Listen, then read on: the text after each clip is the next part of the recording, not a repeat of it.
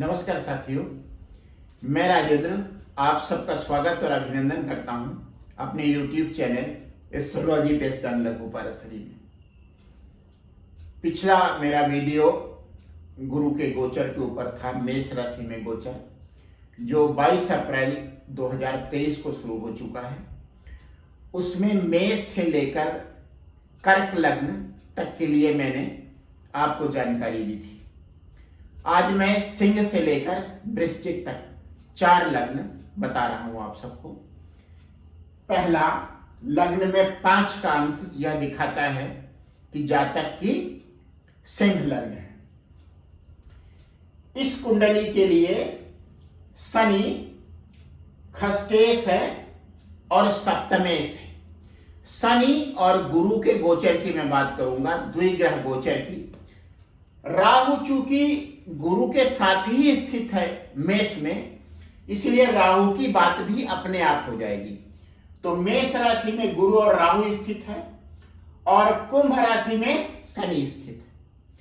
शनि खष्टेश है और सप्तमेश है, गुरु नवमेश है और अष्टमेश है। पंचमेश गुरु नवम भाव में जा रहा है। इसका अर्थ हुआ सिंह लग्न के लिए संतान पक्ष से, बुद्धि विवेक पक्ष से एक अच्छी स्थिति बन रही है। धर्म को समझने की क्षमता व्यक्ति में उत्पन्न होगी। व्यक्ति अपने धर्म को ठीक से समझ पाएगा और दूसरे के धर्मों को भी ठीक से समझ पाएगा, क्योंकि गुरु राहु के साथ है। अक्टूबर तक गुरु और राहु साथ रहेंगे।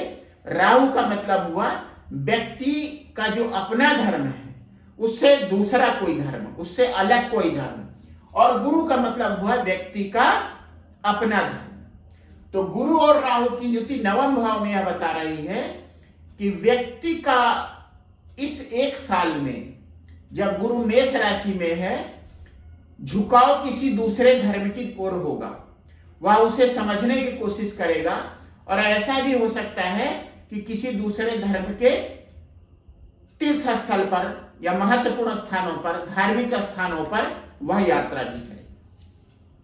तो यह तो हुआ गुरु का, पंचमेश गुरु का नवम भाव में गोचर या उसका स्थित होना राहु के साथ। शनि सप्तम भाव में स्थित है।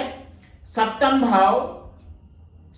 भाव में शनि दिग्बली होता है और अपनी मूल त्रिकोण राशि में स्थित है।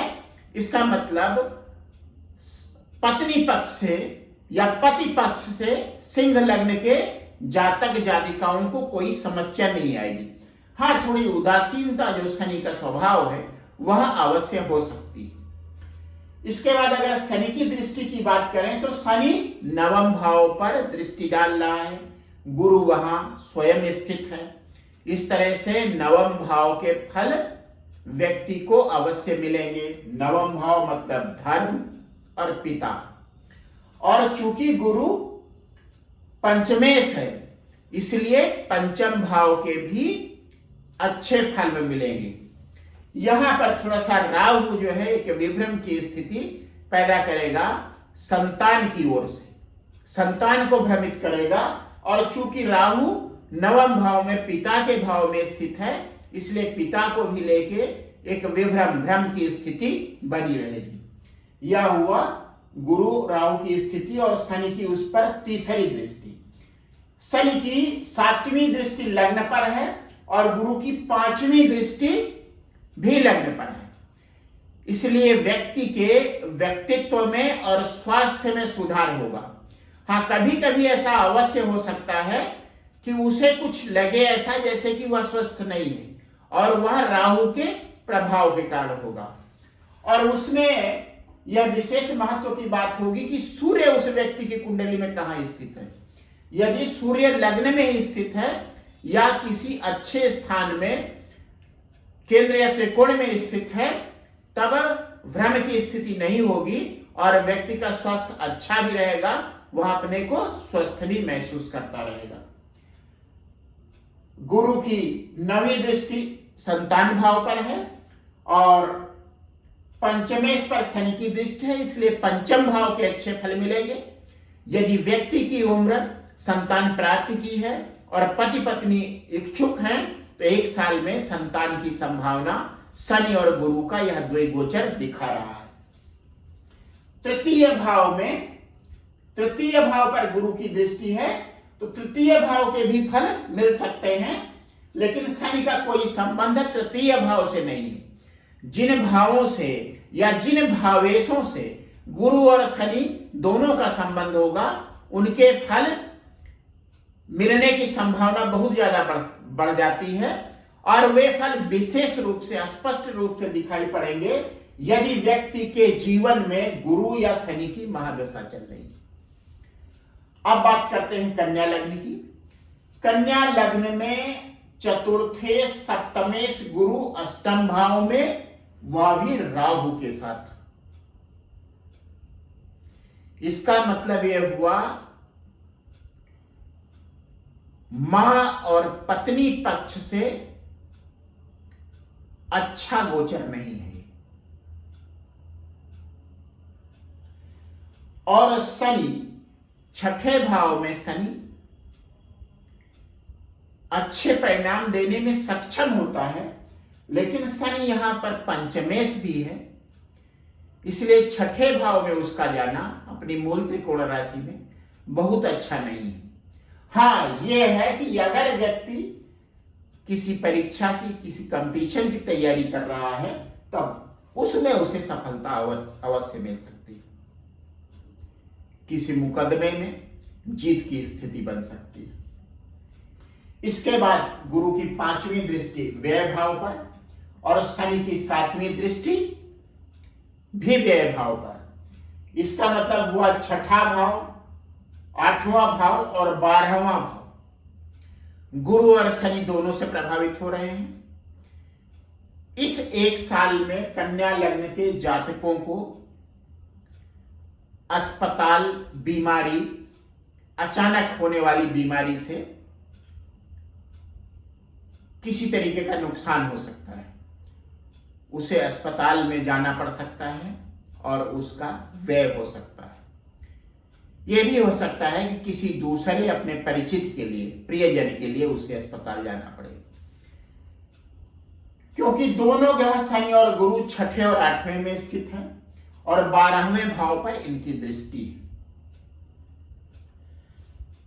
गुरु की दृष्टि चतुर्थ भाव पर भी है और चतुर्थेश पर शनि की दृष्टि है। जमीन जायदाद के लिए स्थिति ठीक है। व्यक्ति को विरासत में पैतृक संपत्ति मिल सकती है, लेकिन मां के लिए बहुत अच्छी स्थिति नहीं है। उसके बाद बात करते हैं तुला लग्न की। तुला लग्न में योग कारक शनि, चतुर्थेश पंचमेश शनि अपनी मूल त्रिकोण राशि कुंभ में 5म भाव में स्थित है। एक अच्छी स्थिति शनि की। उसके बाद तृतीयेश और खष्टेश गुरु 7म भाव में स्थित है, जो वहां अच्छी स्थिति नहीं है, क्योंकि गुरु तुला लगने के लिए सर्वाधिक हानिप्रद, सर्वाधिक अशुभ ग्रह। शनि जितना शुभ है गुरु उतना ही अशुभ है। और राहु की उसके साथ युति कह रही है कि जैसे करेला हो और नीम के पेड़ पर चढ़ गया। तो गुरु राहु की युति तुला लग्न के जातकों के लिए यह संकेत कर रही है, कह रही है कि वह पत्नी पक्ष और अपने जो उसका सर्किल है, जो उसके बिजनेस पार्टनर्स हैं, उनकी तरफ से थोड़ा सावधान रहे। अब इसमें मदद कौन कर सकते हैं? 2 ग्रहों में एक ग्रह शनि अनुकूल स्थिति में है। राव साहब की बात जो पिछले वीडियो में मैंने कही थी वह मैं दोहराता हूं। यदि शनि और गुरु दोनों अनुकूल स्थिति में हैं, बहुत अच्छे परिणाम मिलेंगे। यदि एक अच्छी स्थिति में है तो एक नुकसान देने की कोशिश करेगा और दूसरा उसे उस नुकसान को कम करने की कोशिश करेगा। यहां शनि व्यक्ति की मां और व्यक्ति की संतान, तुला लग्न के जातक को 7म भाव से संबंधित खराब फलों में, जो खराब फल उसे मिलने वाले हैं उसमें कुछ कमी लाने का प्रयास करेंगे। इसलिए इस जातक को यह चाहिए कि 7म भाव से संबंधित, बिजनेस पार्टनर से संबंधित या पत्नी से संबंधित, उसके स्वास्थ्य से संबंधित किसी तरह की दिक्कत यदि वह महसूस करता है तो अपने बच्चों की और मां की सलाह ले। गुरु की 5वीं दृष्टि एकादश भाव पर सिंह राशि पर है और शनि की जो अपनी मूल त्रिकोण राशि में स्थित है बलवान होकर, उसकी 7वीं दृष्टि भी एकादश भाव में है। इसका मतलब धन से संबंधित अच्छे परिणाम एक साल में मिलेंगे। यदि व्यक्ति धनोपार्जन नहीं कर रहा है तो इस एक साल में धनोपार्जन शुरू कर सकता है, और यदि धनोपार्जन कर रहा है तो उसके धन अर्जन में वृद्धि हो सकती है। उसके बाद गुरु की दृष्टि तृतीय भाव पर पड़ रही है और तृतीय गुरु पर शनि की दृष्टि पड़ रही है। इसका मतलब तृतीय भाव से भी संबंधित अच्छे फल मिलेंगे। लेकिन तृतीय भाव क्या कहता है? तृतीय भाव कहता है कि अगर आप प्रयास करेंगे तभी फल मिलेंगे, अगर आप पराक्रम दिखाएंगे तभी फल मिलेगा, अगर आप धैर्य रखेंगे तभी आपको फल मिलेगा।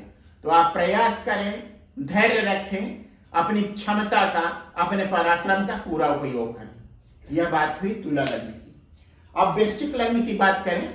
वृश्चिक लग्न वालों के लिए तृतीय और चतुर्थे शनि अपनी राशि कुंभ में चतुर्थ भाव में स्थित है। इसका क्या मतलब हुआ?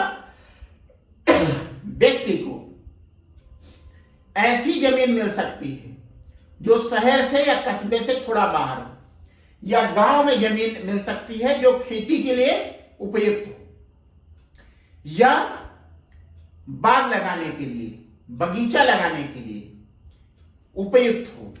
ऐसी जमीन व्यक्ति को मिल सकती है। गुरु जो पंचमेश है और द्वितीयेश है, छठे भाव में राहु के साथ चला गया है, एक खराब स्थिति।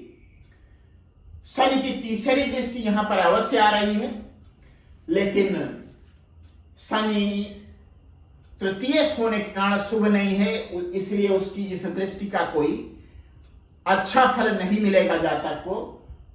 उसे संतान और अपने परिवार के प्रति सतर्क रहना चाहिए। ऐसे खान पान का, स्वास्थ्य नियमों का पालन करने की बात अपने पारिवारिक सदस्यों से करनी चाहिए, अपने संतान से करनी चाहिए, जिससे वे बीमार होने से बच सकें। गुरु की 5वीं दृष्टि दशम भाव पर है और शनि की 7वीं दृष्टि दशम भाव पर है। शनि तृतीयेश है और गुरु खष्टेश है।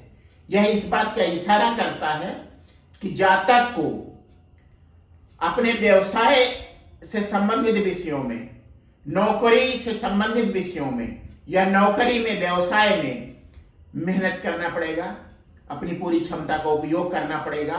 साथ ही साथ छठे भाव के जो कार्यकर्ता हैं, अपने अधीनस्थ कर्मचारियों के साथ एक अच्छा व्यवहार करना पड़ेगा। यदि वह ऐसा नहीं करेगा तो उसे अपने व्यवसाय में, अपनी नौकरी में कोई खराब स्थिति मिल सकती है, खराब स्थिति का सामना करना पड़ सकता है। तो यह बात हुई छठे भाव की, दशम भाव की, चतुर्थ भाव की। गुरु की दृष्टि दूसरे भाव पर भी है।